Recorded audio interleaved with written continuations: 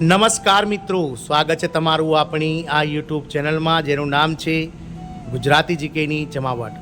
તો મિત્રો આજે આંગણવાડી સમાચારમાં આપણે જાણીશું કે ગુજરાત સરકાર દ્વારા જે રીતે આંગણવાડીની જે મિત્રો સંચાલન કરવામાં આવી રહ્યું છે, જે રીતે મિત્રો મહિલા અને બાળ વિકાસ વિભાગના નેજા હેઠળ ICDS પ્રોજેક્ટમાં આવેલી તમામ આંગણવાડી કેન્દ્રોમાં જે રીતે નબળી કામગીરી થઈ રહી છે તેનેથી લઈ અને મિત્રો સહાયક પોષણ કાર્યક્રમના લાભથી 64 લાખ જેટલા બાળકો વંચિત રહી ગયા છે। તો આજના વિડીયોમાં આપણે આજના આંગણવાડી ન્યૂઝ વિશે વિગતવાર ચર્ચા કરીએ કે કઈ રીતે મિત્રો આ સહાયક પોષણ કાર્યક્રમના અભાવના કારણે એટલે કે લાભના અભાવના કારણે 64 લાખ બાળકો વંચિત રહ્યા છે અને ગુજરાત સરકારની નબળી કામગીરી કેમ છે તેને લઈને વિડીયોમાં વિગતવાર ચર્ચા કરીએ। તો વિડીયોના અંત સુધી આપ બન્યા રહો। જો આપ અમારી ચેનલમાં નવા હોય તો અમારી ચેનલને તમે લાઇક શેર સબસ્ક્રાઇબ કરી બાજુમાં રહેલું બેલ આઇકોન દબાવીને ઓલ નોટિફિકેશન ઓન કરી લો, જેથી કરીને ચેનલ પર મૂકવામાં આવતા આવા આંગણવાડી આશા વર્કર તમામને લગતા સમાચાર તમને અમારા ચેનલના માધ્યમથી સરળતાથી મળી જાય। તો ગુજરાત સરકારની નબળી કામગીરી, સહાયક પોષણ કાર્યક્રમના લાભથી 64 લાખ બાળકો વંચિત। તો ગુજરાતમાં 16,045 આંગણવાડીઓની ઘટ હોવાથી 37.33 લાખ બાળકો આંગણવાડીઓનો લાભ મેળવવાથી વંચિત રહ્યા હોવાનું બાળ વિકાસ સેવાઓની યોજનાના અમલીકરણના ઓડિટ અંગેનો ગત શુક્રવારે ગુજરાત વિધાનસભામાં રજૂ કરવામાં આવેલા અહેવાલમાં જણાવવામાં આવ્યું છે। બીજી તરફ સહાયક પોષણ યોજનાનો લાભ મેળવવાથી કુલ 4.63 કરોડ બાળકોમાંથી 64 લાખ બાળકો વંચિત રહી ગયા છે। કુલ બાળકોમાંથી 14% બાળકો સહાયક પોષણ યોજનાના લાભથી 2016થી 23ના ગાળામાં વંચિત રહ્યા હતા। રસીકરણની સતત ઝુંબેશ ચલાવતી હોવા છતાં 6% બાળકો રસીકરણની સુવિધા મેળવી શક્યા નથી, જોકે 94% બાળકોને આ સુવિધા મળી છે।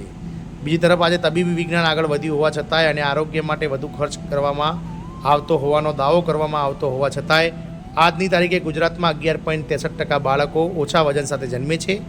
નેશનલ ન્યુટ્રિશન મિશનની માર્ગદર્શિકા મુજબ ઓછા વજનના બાળકોની સંખ્યામાં 2%નો વાર્ષિક ઘટાડો કરવાના ટાર્ગેટની ગુજરાત નજીક પહોંચી શકતું નથી। માંડ 0.5% કરતાં પણ ઓછો ઘટાડો કરવામાં સફળતા મેળવી છે।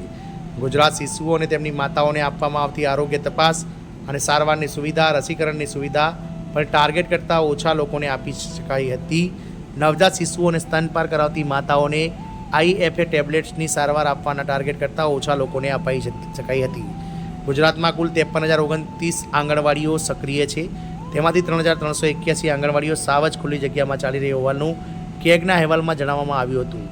આવક વધતા ગુજરાતના અર્થતંત્રનું કદ અને ખર્ચ વધી રહ્યો હોવા છતાં 8,852 આંગણવાડીઓ સાવ જર્જરિત મકાનમાં ચાલતી હોવાનું તારણ કાઢ્યું છે। આંગણવાડીઓના મકાન પાક્કા જ હોય છે તે સુનિશ્ચિત કરવાનું કામ હજી બાકી છે। 2023માં પૂરા કરાયેલા 7 વર્ષના સમયગાળામાં 30 બાળકોની આંગણવાડી 600 ચોરસ મીટર બાય જગ્યામાં બાંધવાનું નિયમિત પણ પાલન કરવામાં આવ્યું નથી, પરિણામે બાળકોને ભીડભાડમાં રહેવું પડે છે। આમ ગુજરાત સરકારની નબળી કામગીરી જે છે તેને લઈ અને મિત્રો આ રિપોર્ટ આવ્યો છે। ગુજરાતમાં 1299 આંગણવાડીઓમાં તો શૌચાલયોની સુવિધા જ ન હોવાનું કેગના રિપોર્ટમાં દર્શાવવામાં આવ્યું છે। 1032 આંગણવાડીમાં પીવાના પાણીની સુવિધા જ ન હોવાનું જોવા મળ્યું છે। 2020ના વર્ષમાં 807 આંગણવાડીઓના વિકલાંગ બાળકો માટે રેમ્પ રેલિંગ બાંધવા માટે ₹2 કરોડથી વધુ ફાળવાયા હોવા છતાં સપ્ટેમ્બર 2024 સુધીમાં માત્ર 220 આંગણવાડીઓમાં જ રેમ્પ બાંધાયા છે। બાળકોને સારું પીવાનું પાણી મળી રહે તે માટે આપવામાં આવેલા વોટર પ્યુરિફાયરમાંથી 6,709 વોટર પ્યુરિફાયર વપરાયા વિના જ પડી રહ્યા હતા। 11 આંગણવાડીઓમાં તો ઘરે લઈ જવાની રેશનની કીટ ઉંદરને કારણે દૂષિત થઈ હોવાનું પણ કેગના અહેવાલમાં જણાવવામાં આવ્યું છે। ભારત સરકારે જુલાઈ 2018માં આંગણવાડી કામદારો અને આંગણવાડી હેલ્પરો માટે પ્રધાનમંત્રી જીવન જ્યોતિ વીમા યોજનામાં અને પ્રધાનમંત્રી સુરક્ષા વીમા યોજનાનું જાહેરનામું પ્રસિદ્ધ કર્યું હોવા છતાંય નવી વીમા યોજનામાં વીમાને રૂપાંતરિત કરવાનું બાકી છે। આંગણવાડીઓ માટેના કર્મચારીઓની 17થી 30%ની ઘટ છે। મિત્રો આમ આંગણવાડી કર્મચારીઓ આ જે છે મિત્રો આંગણવાડીનો મહિલા અને બાળ વિકાસ વિભાગ દ્વારા જે વહીવટ નબળો કરવાના કારણે ઘણા ખરા બાળકો હજુ મિત્રો આ લાભથી વંચિત રહ્યા છે। જય હિન્દ અસ્તુ।